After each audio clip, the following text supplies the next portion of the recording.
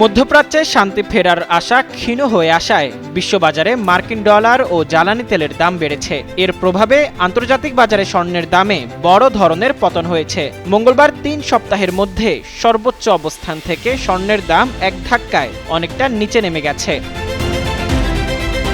মঙ্গলবার স্পট গোল্ডের দাম আউন্স প্রতি 0.8% কমে দাঁড়িয়েছে 4,696.0 ডলারে। এর আগে গত 21 এপ্রিলের পর স্বর্ণের দাম সর্বোচ্চ পর্যায়ে উঠেছিল মঙ্গলবার। অন্যদিকে যুক্তরাষ্ট্রের বাজারে জুন মাসে সরবরাহের জন্য স্বর্ণের ফিউচার চুক্তির মূল্য 0.5% কমে 4,703.020 ডলারে নেমেছে।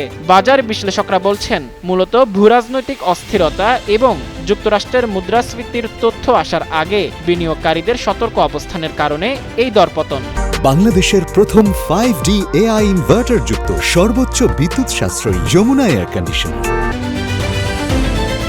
যুক্তরাষ্ট্রের প্রেসিডেন্ট ডোনাল্ড ট্রাম্প জানিয়েছেন, ইরানের সঙ্গে সম্ভাব্য যুদ্ধবিরতির প্রচেষ্টা এখন লাইফ সাপোর্টে রয়েছে। সংঘাত অবসানে যুক্তরাষ্ট্রের দেয়া একটি প্রস্তাব তেহরান প্রত্যাখ্যান করেছে। এদিকে কৌশলগতভাবে গুরুত্বপূর্ণ হরমুজ প্রণালী বন্ধ থাকায় বিশ্ববাজারে জ্বালানি তেলের দাম আরও বেড়েছে।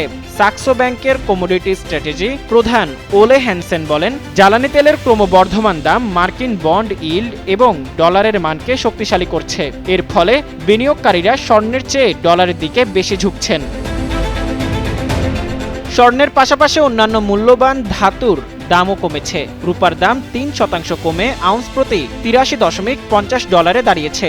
এছাড়া প্লাটিনামের দাম 2.7% কমে 2077.44 ডলার এবং প্যালাডিয়ামের দাম 1.9% কমে 1479.51 ডলারে নেমে এসেছে। এদিকে দেশের বাজারে 22 ক্যারেটের প্রতি ভরি স্বর্ণের দাম এখন 2,44,711 টাকা। এছাড়া 21 ক্যারেটের প্রতি ভরি স্বর্ণের দাম 2,33,572 টাকা। 18 ক্যারেটের প্রতি ভরি 2,02,13 টাকা এবং সনাতন পদ্ধতির প্রতি ভরি স্বর্ণ 1,63,063 টাকায় বিক্রি হচ্ছে। মোজাম্মেল পায়েল, যুগান্তর নিউজ।